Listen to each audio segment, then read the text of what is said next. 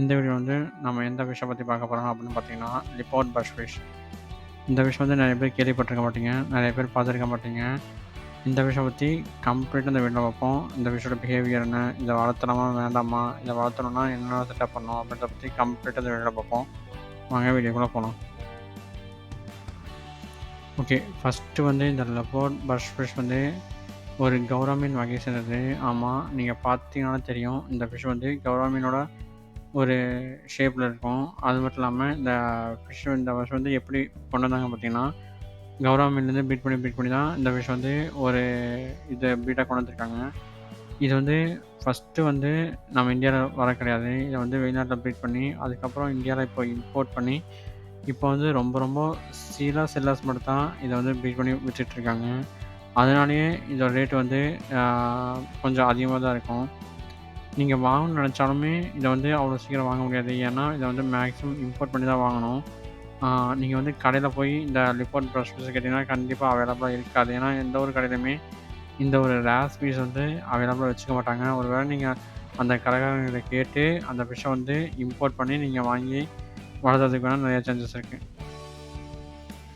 அப்புறம் இந்த ஃபிஷ் வந்து ஒரு ஃப்ரெஷ் வாட்டர் ஃபிஷ்.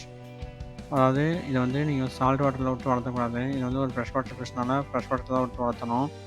அப்புறம் இதுக்கான ஃபுட்டு என்னென்னு பார்த்துக்கிட்டிங்கன்னா, இதுக்கு வந்து எல்லா ஃபுட்டுமே போடலாமான்னு கேட்டுக்கிட்டிங்கன்னா, மேக்ஸிமம் இதுக்கு வந்து எல்லா ஃபுட்டுமே போடலாம். ஏன்னா இது வந்து ஒரு கௌரா மீனோட வகையை சேர்ந்தது. அதனால் கௌரா மீன் வந்து சாப்பிட்ற எல்லா ஃபுட்டுமே இது சாப்பிடும்.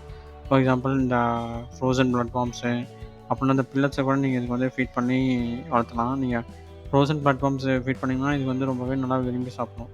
அப்புறம் இந்த ஃபிஷ்ஷை வந்து நான் வந்து தனியாக தான் விட்டு வளர்த்தணுமா, இல்லை எல்லா ஃபிஷ் கூடயும் விட்டு வளர்த்தலாமா அப்படின்னு கேட்டிங்கன்னா, இந்த ஃபிஷ்ஷை வந்து நீங்கள் தாராளமாக எல்லா ஃபிஷ் கூடயும் விட்டு வளர்த்தலாம்.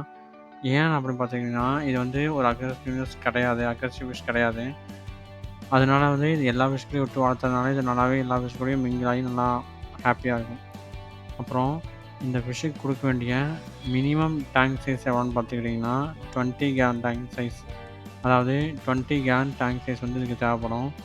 ஏன் அப்படி கேட்டுக்கிட்டிங்கன்னா, இந்த ஃபிஷ் வந்து நல்லா நீந்தி ஸ்விம் பண்ணக்கூடிய ஒரு ஃபிஷ்ஷஸ்ஸு. அதனால இந்த ஃபிஷ்ஷுக்கு வந்து கொஞ்சம் நல்லா அதிக ஸ்பேஸ் இருந்தால் தான் நல்லா ஹாப்பியாக இருக்கும்.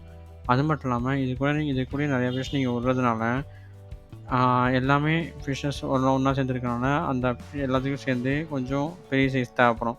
ஒரு வேளை இந்த ஃபிஷ்ஷை மட்டுமே வச்சுருக்கீங்க அப்படின்னா, நீங்கள் ஒரு 15 கேலன் அப்படி இல்லைனா 10 கேலன் வச்சு நீங்கள் வந்து தாராளமாக அந்த ஃபிஷ்ஷை வந்து மெயின்டைன் பண்ணிக்கலாம். இல்லை நீங்கள் வந்து எல்லா ஃபிஷ்ஷும் கூட விட்டு வளர்த்துறேன் அப்படின்னா, நீங்கள் எனக்கு தெரிஞ்ச ஒரு 20 கேலன் சைஸ் டேங்க் சைஸ் வந்து இந்த ஃபிஷ்ஷுக்கு கரெக்டாக இருக்கும்.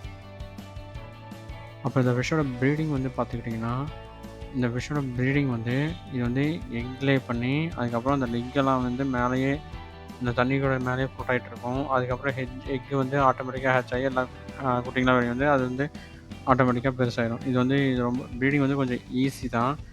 ஒரு வேளை இதோட ப்ரீடிங் வந்து நீங்கள் வாங்குறீங்க, இதோட ப்ரீடிங் உங்களுக்கு தெரியணும் அப்படின்னா கண்டிப்பாக கீழே கமெண்ட் பண்ணுங்கள். கண்டிப்பாக அந்த வீடியோ உங்களுக்காக நான் அப்லோட் பண்ணுறேன்.